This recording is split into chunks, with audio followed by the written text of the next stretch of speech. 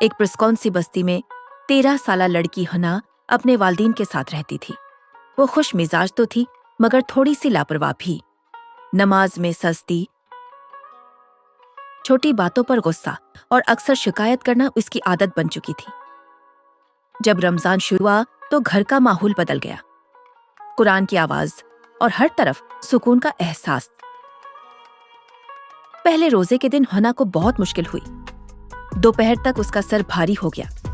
وہ بار بار گھڑی دیکھتی اور سوچتی کہ افطار کب ہوگا۔ اسی دن اس نے کھڑکی سے دیکھا کہ اس کے والد محلے کے ایک غریب خاندان کو کھانے کا سامان دے رہے ہیں۔ ان کے چہروں پر خوشی تھی۔ ہنا نے آہستہ سے پوچھا، ابو، ہم یہ سب کیوں دے رہے ہیں؟ ابو نے محبت سے جواب دیا، بیٹا، رمضان ہمیں یاد دلاتا ہے کہ جو ہمارے پاس ہے وہ اللہ کی نعمت ہے اور نعمت بانٹنے سے بڑھتی ہے۔ یہ بات ہنا کے دل میں بیٹھ گئی۔ اگلے دن اس نے خود امی کے ساتھ کھانا پیک کیا اور محلے کی ایک بوڑھی خاتون کو دے آئی۔ جب اس خاتون نے دعا دی تو ہنا کی آنکھوں میں چمک آ گئی۔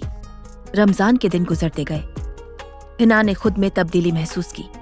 وہ جلدی غصہ نہیں کرتی تھی، نماز وقت پر پڑھتی تھی اور ہر چیز پر شکر ادا کرتی تھی۔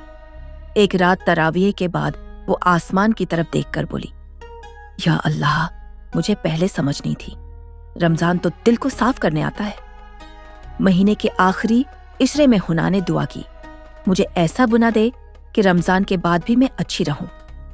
جب عید آئی تو ہنا کے چہرے پر صرف خوشی نہیں تھی، سکون تھا۔ اس نے سمجھ لیا تھا کہ رمضان صرف ایک مہینہ نہیں، ایک تربیت ہے جو انسان کو بہتر بنا دیتی ہے۔ پیغام: رمضان ہمیں صرف بھوک برداشت کرنا نہیں سکھاتا بلکہ صبر، شکر، محبت اور دوسروں کا احساس سکھاتا ہے۔ جو دل رمضان میں بدل جائے وہ زندگی بھر روشن رہتا ہے۔